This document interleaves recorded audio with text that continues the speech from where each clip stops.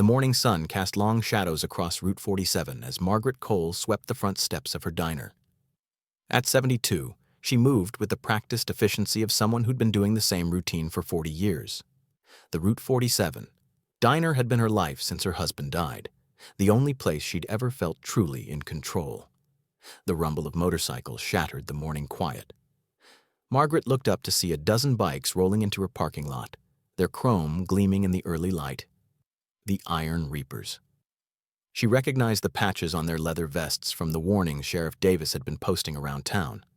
The lead rider, a massive man with a graying beard and scarred knuckles, killed his engine and surveyed the diner like he owned it. His patch read, Thorne President. "Nice little place you got here, Grandma," Thorne called out, his voice carrying an edge of mockery. His crew laughed, dismounting their bikes and spreading across her parking lot. Margaret's grip tightened on her broom, but her voice remained steady. "We open at 6. You're early." "Oh, we're not here for breakfast," Thorne replied, stepping closer. "We're here about the rent." "I don't rent. I own this property." "Not anymore." Thorne pulled out a crumpled document. "Bought this land last month. Whole strip, actually. You're behind on your payments." Margaret's blood ran cold. She'd heard about this. Developers buying up properties through shell companies, forcing out small businesses. But she'd never imagined it would be a biker gang. "I haven't received any notice," she said, her voice firmer than she felt. "You're receiving one now?" Thorne smiled, revealing a gold tooth. "You got until Friday to pay up or get out. That's 3 days. This diner has been here for 40 years. And it'll be a chop shop by next month," one of the bikers interrupted, kicking over her trash can. The others laughed. Margaret watched them leave, their engines roaring in triumph. Her hands were shaking when she finally went inside. She'd built this place with her husband, raised money for the community, fed traveling families who couldn't afford to pay. This wasn't just a business, it was her legacy. She called Sheriff Davis first. "Margaret, I'm sorry, but if they have legal documents..." His voice was sympathetic but helpless. "Best I can do is make sure they don't harass you. But property disputes, that's civil court territory." The next call was to her lawyer, who confirmed her worst fears. The sale was legitimate. Someone had found a century-old lien on her property and used it to force a sale. The new owners were a corporation called Midwest Holdings, LLC, and yes, they could demand back rent based on the terms they'd set. "You could fight this," her lawyer said, "but it would take months and cost more than you probably have." The Iron Reapers returned that afternoon. This time they didn't bother with conversation. They parked their bikes in front of her door, blocking customers from entering.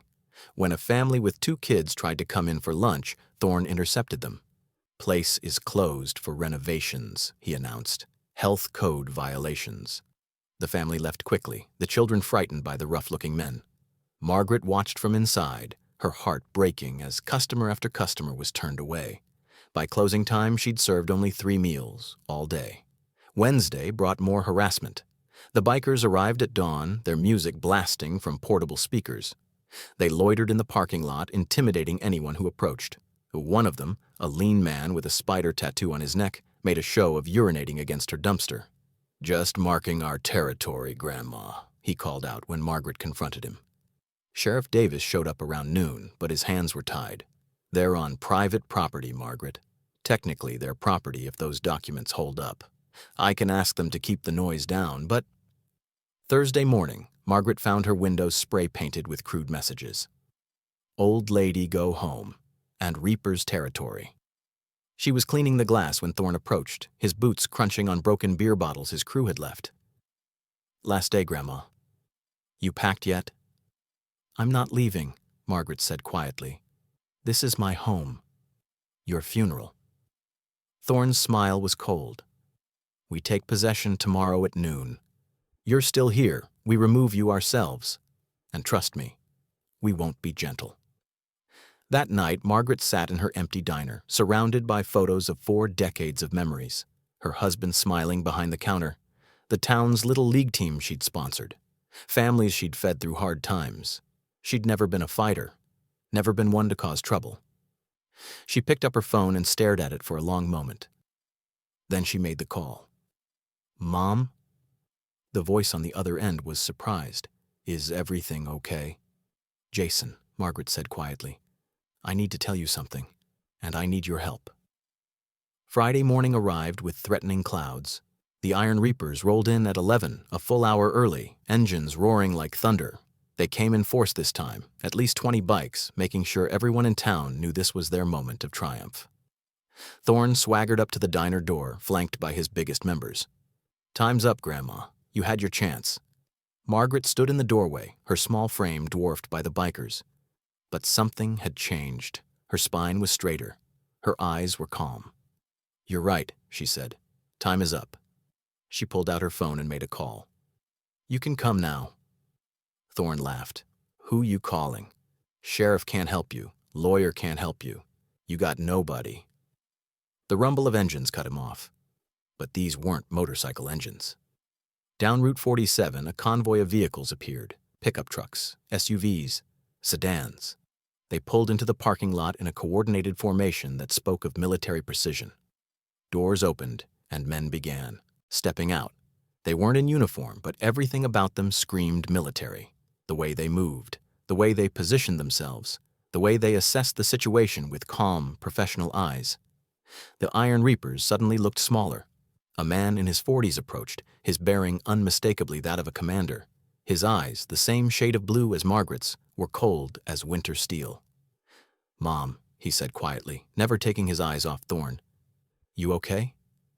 "I'm fine, Jason. Thank you for coming." Jason Cole, Colonel, United States Marine Corps, turned his attention to the bikers. Behind him, 24 Marines stood at ease, not threatening, just present. "Gentlemen," Jason said, his voice carrying the weight of command, "I believe you've been harassing my mother." Thorne recovered his swagger quickly. "This is a property dispute, legal matter. Military's got no jurisdiction here." "You're absolutely right," Jason agreed, "which is why I'm not here as a Marine. I'm here as a son." He paused, letting that sink in. "Though I should mention my mother raised 3 boys. We're all here now." 2 more men stepped forward. One had a lawyer's briefcase. The other carried a tablet computer. "I'm Michael Cole," the lawyer said. "I represent Mrs. Margaret Cole. I've been reviewing the property documents you've been using to harass my mother." "They're legal." "They're fraudulent," Michael interrupted. "The lien you based your claim on was satisfied in 1987. I have the recorded documentation. Your entire purchase is invalid." The biker with the spider tattoo started forward. "We paid good money." He stopped when he realized that every Marine had shifted position almost imperceptibly, but enough to change the dynamic completely. These weren't scared townspeople. These were trained warriors. The third brother, David, spoke up. "I'm a forensic accountant for the FBI. Took me about 6 hours to track your Midwest Holdings LLC back to 3 different drug operations and a money laundering scheme. Federal warrants are being prepared as we speak." Thorne's face had gone from confident to calculating. He was tough, experienced in street fighting and intimidation. But he wasn't stupid. He was looking at trained military personnel who'd seen real combat, men who'd fought in actual wars. "My mother," Jason continued, his voice deadly calm, "spent 40 years building this community, fed families who couldn't pay, donated thousands to local charities, gave jobs to kids who needed a start." He stepped closer to Thorne. "You threatened her. You vandalized her property. You tried to steal her legacy." The Marines hadn't moved, but the threat was clear in their stillness. "Now here's what's going to happen," Jason said. "You're going to apologize to my mother. You're going to leave this property and never come back. And you're going to hope that the federal charges my brother mentioned are the worst thing that happens to you. And if we don't?" Thorne's voice had lost its swagger. Jason smiled, but it wasn't friendly. "Then I stop being polite and start being creative. And trust me, 2 tours in Afghanistan taught me some very creative solutions to problems." The parking lot was silent except for the wind. The Iron Reapers looked at each other, their bravado evaporating. They'd spent years terrorizing civilians, pushing around people who couldn't fight back. They'd never faced men who'd seen real combat, who understood violence at a level the bikers could only imagine. Thorne swallowed hard. Then, for the first time in probably 20 years, he backed down. "We're leaving," he muttered. "Not yet." Margaret's voice cut through the tension. Everyone turned to look at her. "You owe me an apology." and you're paying for the damages to my windows." Thorne stared at her, this small, elderly woman who'd faced down his entire gang with nothing but courage. "I'm sorry," he said finally. "For everything." Margaret nodded. "Cash for the windows, $800. You can mail it." The Iron Reapers mounted their bikes, their movements quick, eager to leave. As they filed out of the parking lot, their engines didn't roar with triumph. They sputtered with defeat. When they were gone, Margaret sagged slightly, the adrenaline finally wearing off. Jason caught her arm, steadying her. "You should have called sooner, Mom," he said gently. "I've always handled my own problems," she replied. "But thank you, all of you." The Marines began dispersing, many of them stopping to shake Margaret's hand, to tell her they'd heard about her from Jason, about the community she'd built. Michael laid out the legal documents. "The property's yours, Mom, always was. I'll make sure these fraudulent documents are destroyed and the proper authorities notified."